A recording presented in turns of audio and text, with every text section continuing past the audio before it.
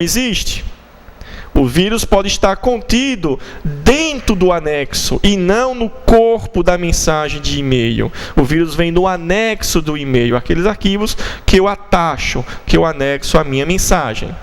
E vírus de arquivo executável, também chamado vírus de arquivo, ele vai infectar os programas com aqueles arquivos com extensão .com, .exe, .sys, por exemplo. Questão de número 5. A pessoa ou usuário que quebra ilegalmente a segurança dos sistemas de computador ou o esquema de registro de um software comercial é denominado alternativa A, hacker, alternativa B, scanner, alternativa C, finger, alternativa D, cracker e alternativa E, sniffer. Então, nós vimos que existe o hacker, existe o cracker. A diferença básica é que o hacker, ele não é o usuário que causa o dano ao sistema. Sendo assim, a resposta é D de dado. Cracker é aquele que causa o dano, que rouba informações ou que irá quebrar a segurança de um registro, por exemplo, de um programa. Como a gente tem aí, ele faz a pirataria dos softwares. Questão de número 6. Após instalar antivírus em uma rede, item A, não é necessário proceder à varredura dos arquivos das estações, se porventura estas adquirirem algum tipo de vírus. Então, claro que podemos concluir que está errada essa questão, porque sabemos que é necessário fazer a varredura, ou seja, escanear todo o seu sistema à procura de vírus. Item B, deve-se ativá-lo somente quando todas as estações de trabalho estiverem conectadas à rede. Então, o erro desse item B está na palavra somente, porque sabemos que o antivírus tem que ser acionado ao ser executado o sistema operacional para poder proteger todo o sistema, visto que o sistema operacional ele irá executar os programas sobre ele. Alternativa C, deve-se manter atualizada a lista de vírus de computador. Com certeza, a resposta é a letra C. Como nós aprendemos durante a aula, o antivírus, ele, para localizar e detectar vírus recente, ele precisa ter uma lista de vírus recente. Então, para isso, os programas dispõem de ferramentas que permitem que automaticamente eles se conectem à internet e baixem das empresas que fabricam antivírus as novas definições de vírus de computador. Porque sabemos que o vírus são arquivos que são criados por pessoas mal intencionadas a todo instante, todo dia. Então, a resposta é letra C. Vejamos o erro do item D. Não é necessário instalar um firewall, porque o antivírus já possui essa função embutida. Sabemos que firewall é diferente de antivírus. O antivírus não traz consigo um firewall, e um firewall não traz consigo um antivírus. Então, o erro está aí no não. E a alternativa é, deve-se instalar um firewall, caso contrário, o antivírus não funcionará na rede.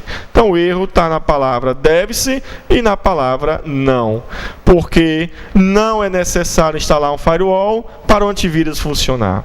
O vírus funciona sem a presença do firewall. Questão de número 7. O procedimento para a realização de backups, ou seja, de cópias de segurança dos dados, leva em conta o tipo de cópia que será gravada. Assinale a alternativa correta em relação a tipos de backup.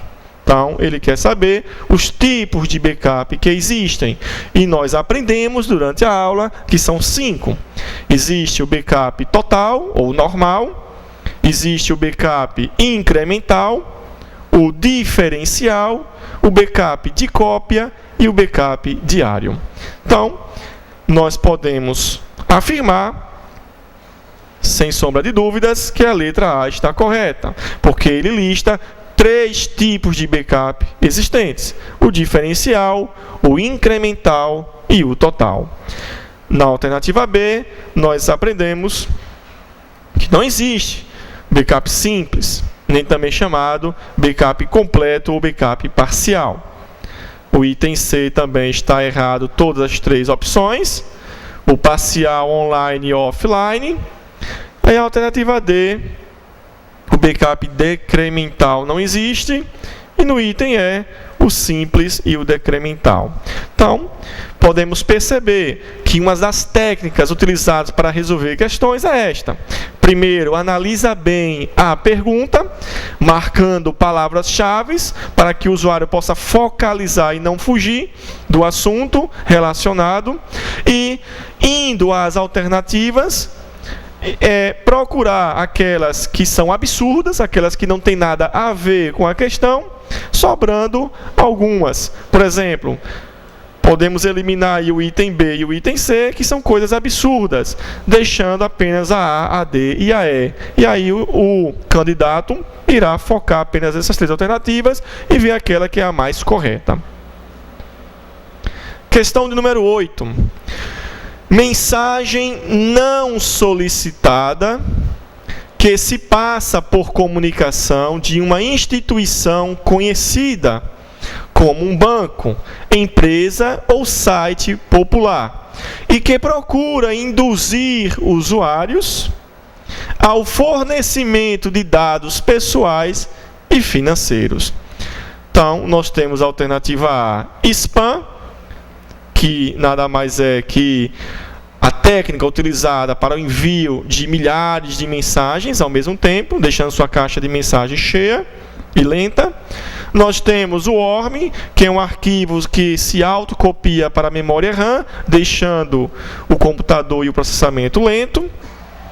Nós temos o phishing, que é pescaria, ou seja, uma técnica utilizada para roubar informações do usuário, induzindo ao fornecimento de dados pessoais. Nós temos o cracker, que é o usuário que quebra segurança de uma rede, e o pop-up, que são aquelas janelas que são automaticamente executadas, explodem na tela do seu browser, geralmente trazendo propagandas. Então, resposta é phishing, letra C. Questão de número 9.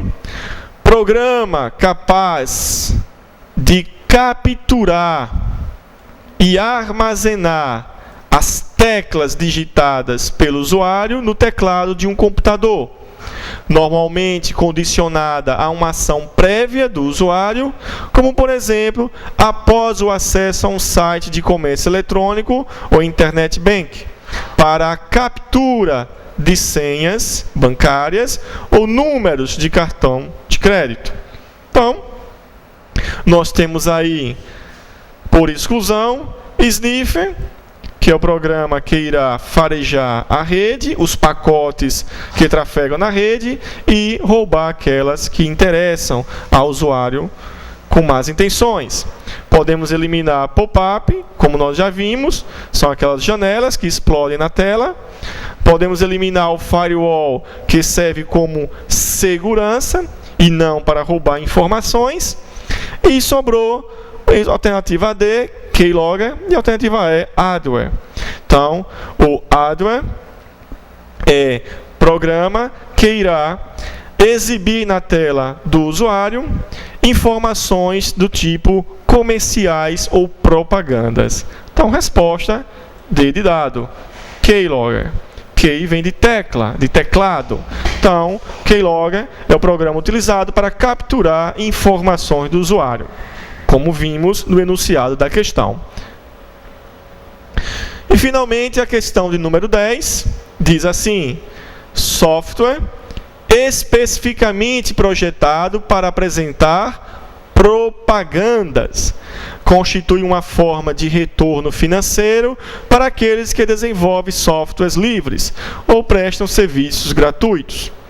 pode ser considerado um tipo de spyware, software espião, caso monitore os hábitos do usuário, por exemplo, durante a navegação na internet, para direcionar as propagandas que serão apresentadas. Então, nós percebemos no enunciado palavras-chave software e propagandas. Como nós já estudamos, aquele programa utilizado para exibir propagandas é o adware.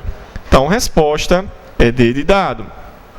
Percebemos aí uma palavrinha nova no alternativa E, que é o cavalo de Troia, também chamado de Trojan. Como nós sabemos do mito de Troia, o cavalo de Troia é um presente de grego. Então, aquilo que parece algo útil, aquilo que parece ser saudável. Então, o cavalo de Troia é um programa que finge ser algo bom para o usuário e quando ele executa, ele traz algo malicioso.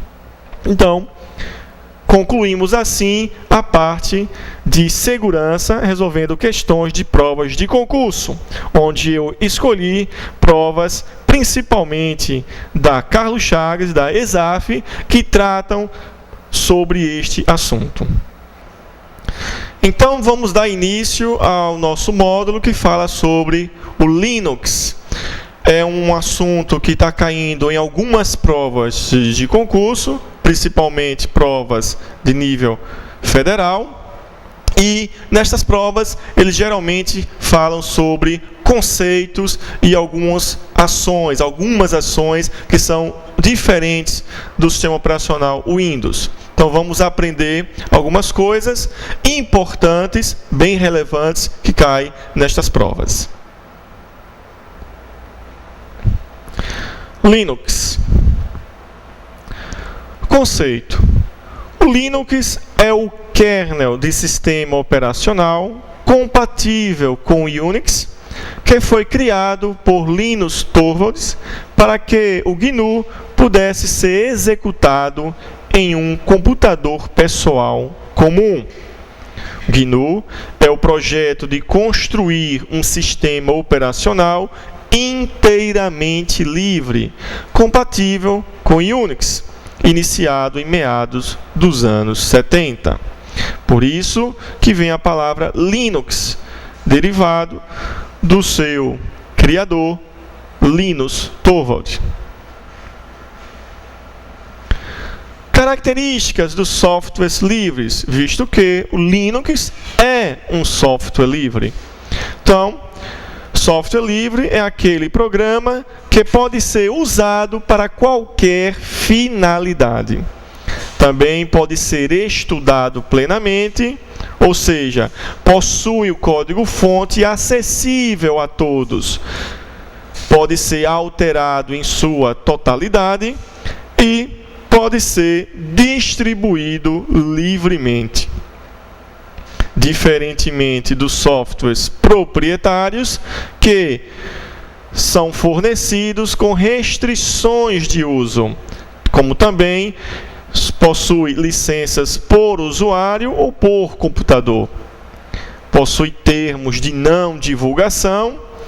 Existe segredo industrial, visto que seu código é fechado, enquanto no software livre o seu código é aberto, também chamado de open source, e possui uma compatibilidade duvidosa, os softwares proprietários. As distribuições do Linux. Então, o Linux ele é distribuído em programas, e estes programas são reunidos em um conjunto de CDs ou pacotes. Então, é a reunião do Linux de programas de terceiros, como exemplo, o programa Apache, MySQL, em um CD ou vários CDs que podem ser assim instalados pelo usuário.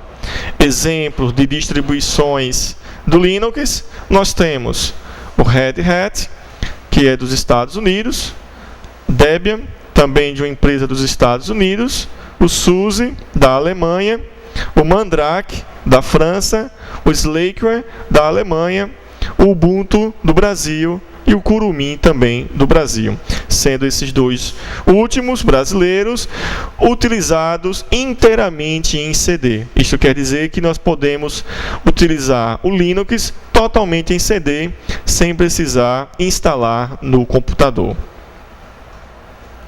Procedimentos para a instalação do Linux em computador.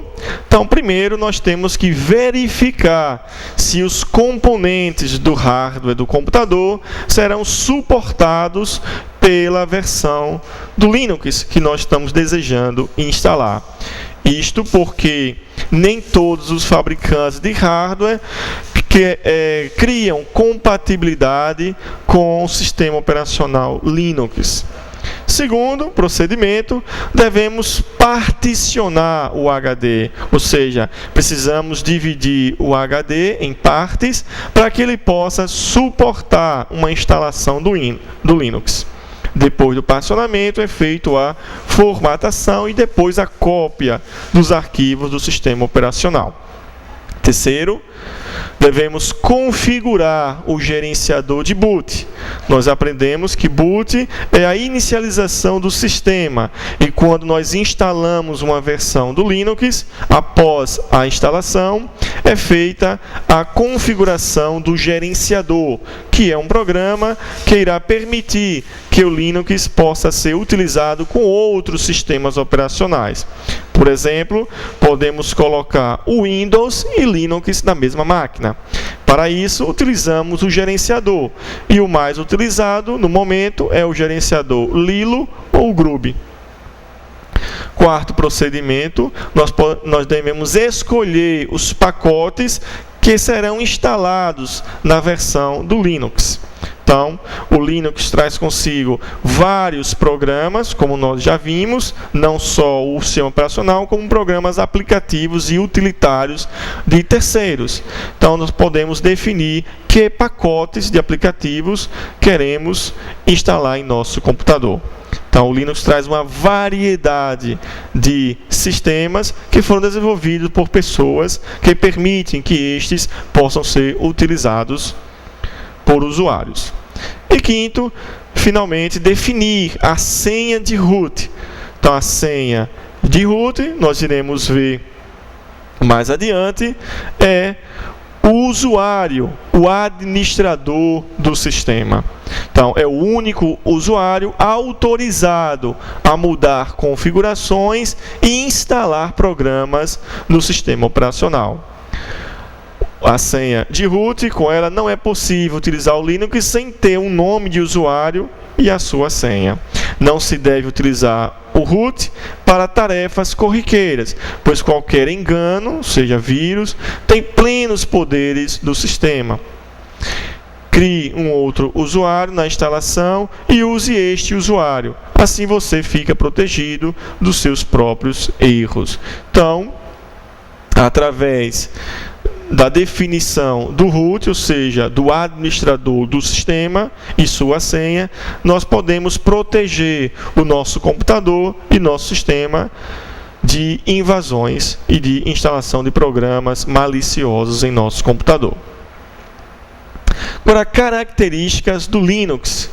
O Linux utiliza uma memória virtual chamada de partição swap, que é criada durante a instalação do sistema operacional. Esta memória virtual irá simular a memória RAM física dentro do disco rígido do computador, como também existe no sistema operacional Windows. Outra característica é que caracteres maiúsculos e minúsculos são tratados de forma diferente, coisa que não ocorre com o Windows, pois se eu salvo um documento de nome casa, se eu salvo em letras maiúsculas, para o Windows, tanto faz se eu digito casa em minúsculo, maiúsculo ou trocando de maiúsculo para minúsculo, que vai ser o mesmo arquivo. Coisa que não ocorre com o Linux. Se eu coloco casa com a primeira letra em maiúscula, e se eu salvo um outro documento casa colocando toda em minúscula, então o Linux trata como arquivos diferentes. Outra característica do Linux: extensões de arquivos não são obrigatórias. Nós aprendemos que extensões vai dar nome ao arquivo. A extensão diz o que o arquivo é.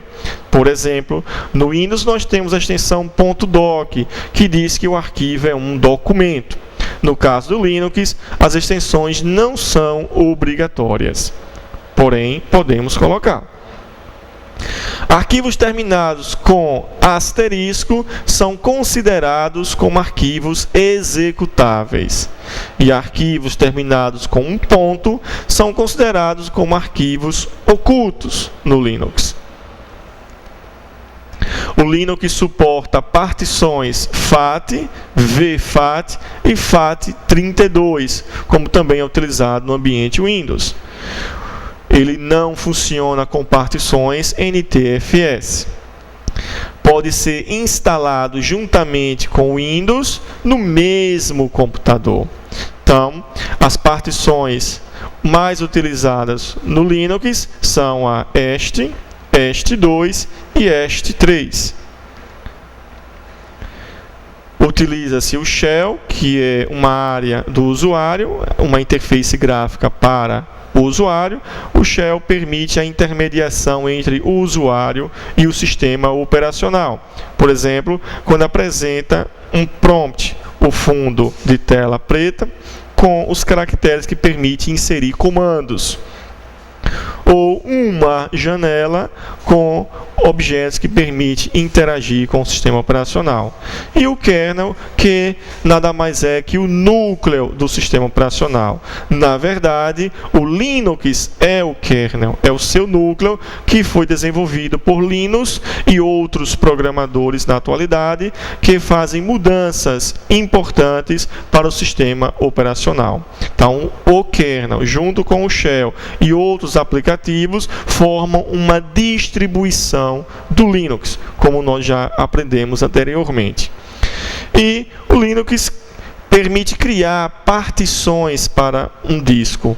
Por exemplo, eu posso pegar um disco rígido e criar N partições. Então, quando a partição começa com as letras F e D, isso quer dizer que são partições utilizadas em flop disks. Se as partições começam com as letras H e D, está falando de hard disk, discos rígidos. Então, as partições com números de 1 a 4 são denominadas de partições primárias, enquanto as partições acima do número 4 são chamadas de partições estendidas. São aquelas denominadas de partições lógicas no meu computador. Vimos já a senha do root. E agora vamos para as principais pastas, ou seja, os principais diretórios que existem no sistema Linux. Primeiro, a pasta é representada por uma barra de opção, que é chamada de diretório root ou diretório raiz. Nela, nesta pasta, estão presentes todos os demais diretórios e arquivos do sistema operacional. A pasta home, ela possui os diretórios dos usuários do computador. A pasta bin, os programas e comandos básicos do Linux. A pasta user, USR, armazena diretórios com os conteúdos orientados aos usuários. A pasta dev, ela armazena os dispositivos do sistema, ou seja, teclado, mouse, impressora e aí por diante. E a pasta etc. armazena arquivos de configuração do sistema operacional. E agora os principais comandos do Linux que caem nas provas de concurso. O comando ls permite listar o conteúdo de uma pasta na tela. O comando cd permite a troca de diretórios. Ou seja, o usuário sai de uma pasta para uma outra pasta. O comando rm permite remover arquivos e pastas do computador. O comando cp permite copiar arquivos e o comando mkdir permite criar diretórios. O comando rmd apaga diretório, ou seja, remove um diretório do computador. O clear permite limpar a tela. O comando su muda de login, ou seja, de usuário. O comando find permite procurar arquivos em diretórios, é o chamado localizar ou pesquisar. O comando ps mostra os processos que estão rodando no computador. Os processos nada mais são que os programas em execução. O comando df mostra espaço livre no disco e o du os espaços usados no disco. O pwd mostra o nome do diretório atual e o finger mostra informações de um usuário. Logout e out permite sair do sistema operacional. Então, com isso, nós concluímos a parte de Linux, as principais, ou seja, fiz um resumo daquilo que está caindo nas provas de concurso. Percebemos aí que é pura teoria. Vimos conceito, vimos características e vimos comandos do sistema operacional. Agora iremos resolver algumas questões. Questão de número 1. Técnico do TRT, 24ª Região, 2006. Quando toda a memória RAM física é utilizada, o sistema operacional Linux, para continuar funcionando, necessita criar uma memória virtual. Alternativa A, em um buffer de memória, ou seja, numa reserva de uma memória RAM. Alternativa B, em qualquer partição existente. Alternativa C, em uma nova partição formatada. Alternativa D, na partição de boot, na partição que carrega o sistema operacional. Ou na alternativa E, na partição de swap. Nós aprendemos que é criado durante a instalação do Linux uma partição chamada de swap, que é utilizada para memória virtual. Ou seja, quando a RAM encontra-se cheia, o sistema operacional automaticamente irá deslocar informações para a partição de troca, que é a partição swap. Então, a resposta é letra E. Questão de número 2. Técnico, também TRT 24ª Região, 2006. Considere as seguintes declarações sobre o sistema Linux, ou seja, características do Linux.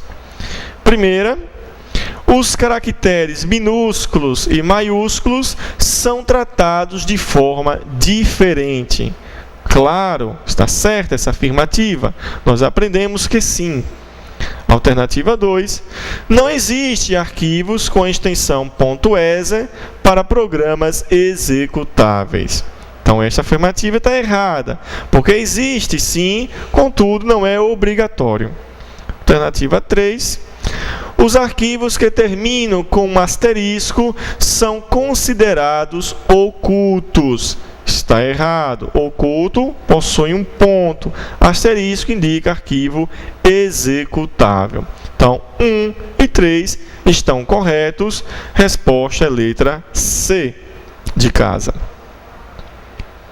Questão de número 3. Analista TRE do Ceará, 2002.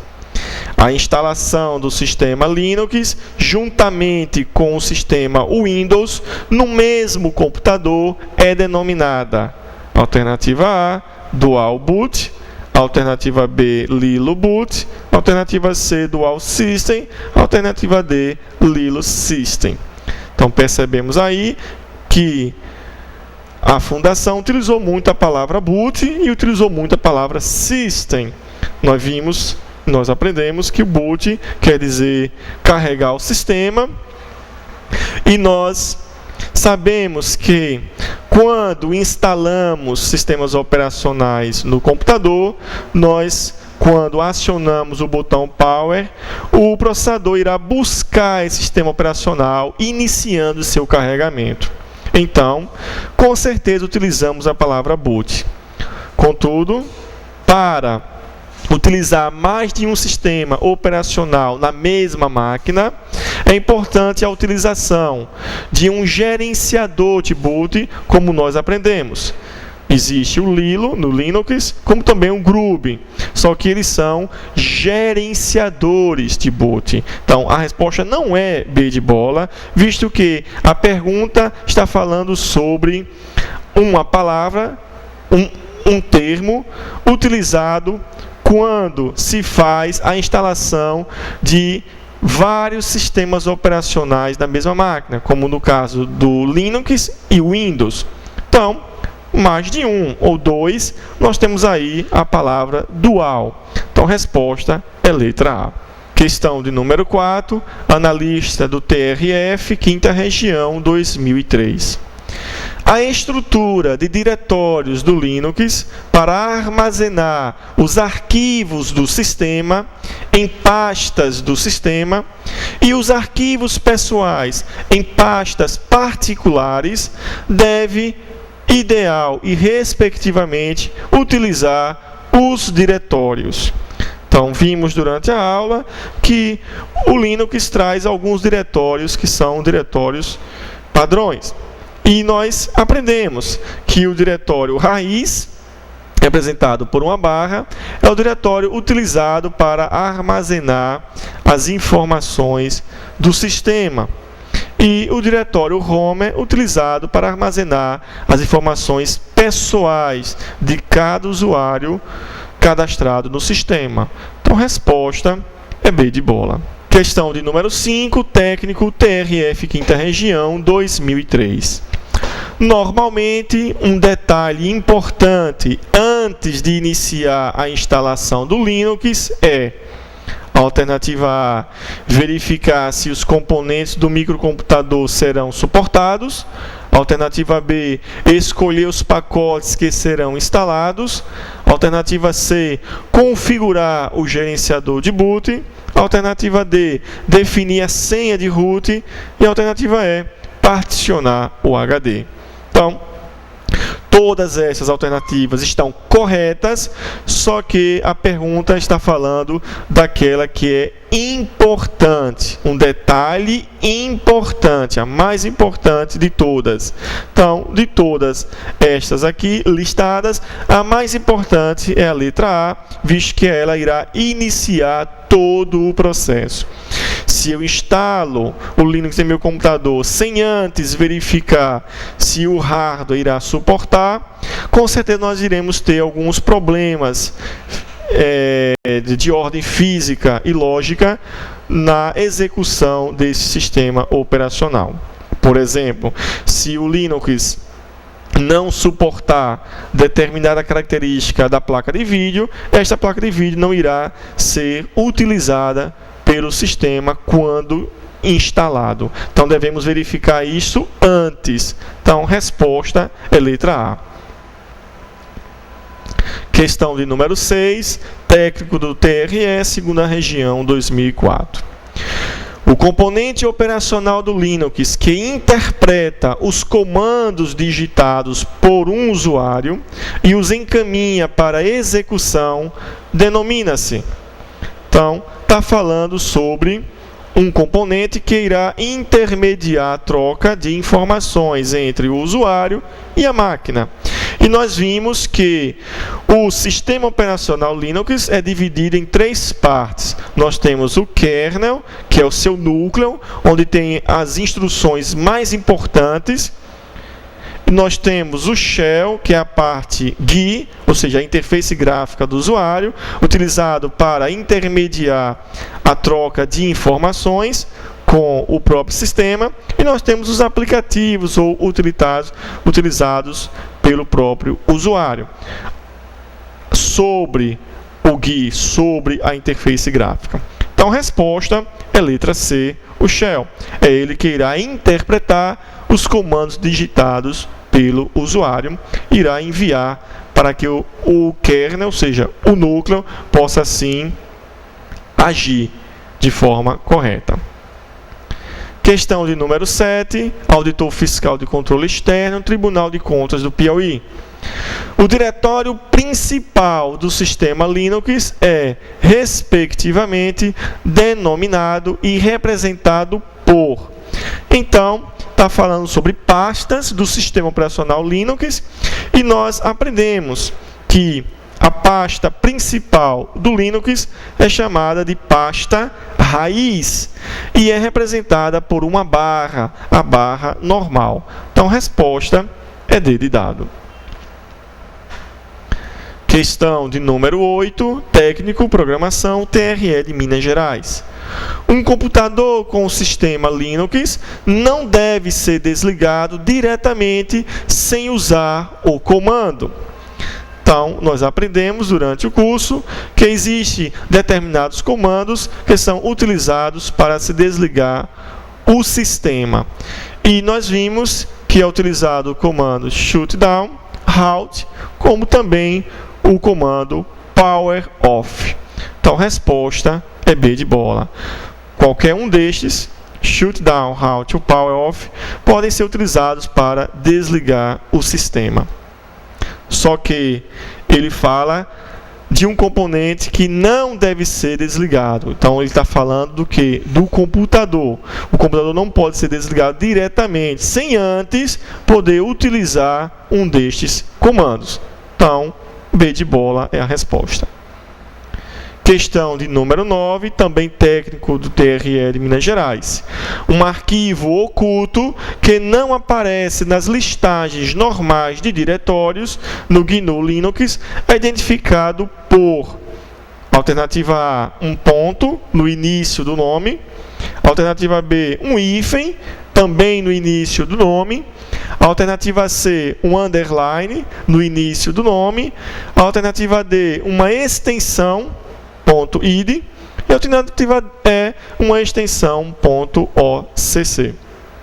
Então, nós aprendemos que arquivo oculto ele é representado por um ponto no início do nome. Então, a resposta é letra A.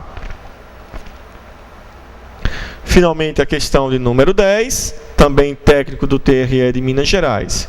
Os discos rígidos, os disquetes, tela, porta de impressora e modem, entre outros, são identificados no GNU Linux por arquivos referentes a estes dispositivos no diretório. Ou seja, ele quer saber que diretório representa esses dispositivos do sistema. Então, nós vimos